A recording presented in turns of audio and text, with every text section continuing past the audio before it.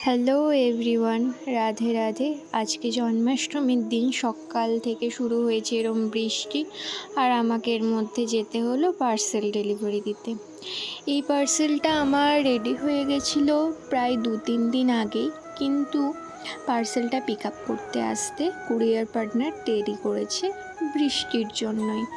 আর যেহেতু এটা জন্মাষ্টমীর জন্য একজন নিয়েছে তার গোপু সোনার জুয়েলারি, তো সেই জন্য আজকে তো আমাকে এটা ডেলিভারি দিতেই হবে। তাই আমি নিজেই চলে এলাম এই বৃষ্টির মধ্যে ভিজতে ভিজতে। ট্রেনে আমার লোকেশন থেকে কাস্টমারের লোকেশন প্রায় 1 ঘন্টার রাস্তা। তো আমাকে ভোরবেলায় উঠেই আজকে সব কাজ ফেলে রেখে আগে এটা দিতে ছুটতে হলো। দেখো, আমি যখন কোনো একটা জিনিসের দায়িত্ব নিই আমি চেষ্টা করি সব সময় সেটা পালন করার।